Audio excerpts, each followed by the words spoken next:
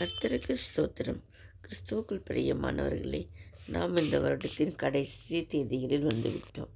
Christmas முடிந்துவிட்டது. இனி புது வருடத்தை சந்திக்க ஆயத்தமாகி கொண்டிருக்கிறோம். தேவ பிள்ளைகளே, புது வருட வாழ்த்துக்கள் உங்களுக்கும். தேவ பிள்ளைகளே, நீங்கள் சென்ற வருடம் எப்படி கடந்தது என்று எண்ணி பார்த்தீர்களா? நான் நினைத்து பார்த்தேன்.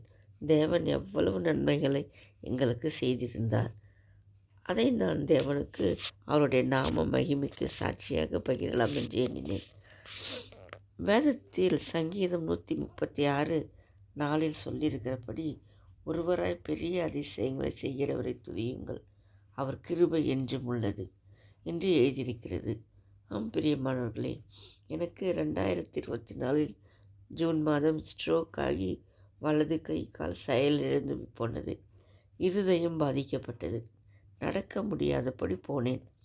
பின் கொஞ்சம் கொஞ்சம் கை செயல் வந்தது. கால் தாங்கி தான் நடப்பேன். ஆனால் 2025 வருடத்தில் தேவன் எனக்கு பூரண சுகம் தந்தார். கால் தாங்கி நடப்பது மாதிரி பழையபடி நன்றாக நடக்க ஆரம்பித்தேன்.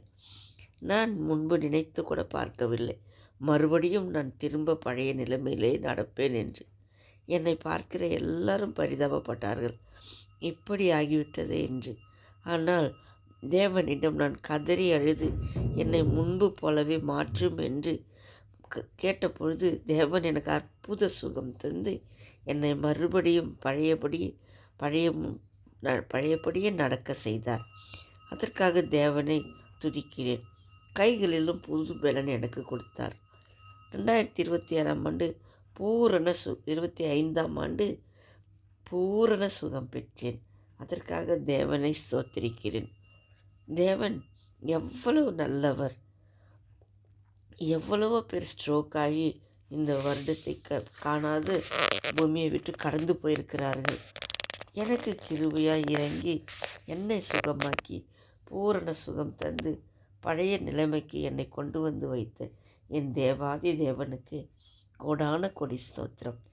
இன்றைக்கு கூட என்னுடைய இந்த வியாதி படுக்கை என்று மாறும் என்று, நான் எப்பொழுது இந்த படுக்கை விட்டு எழுந்து நடமாடுவேன் என்று வேதனையோடு ஏங்கிக் கொண்டிருக்கிற தேவ பிள்ளைகளே, நீயும் கூட இயேசுவை நோக்கி ஒரு முறை கூப்பிட்டு பார்.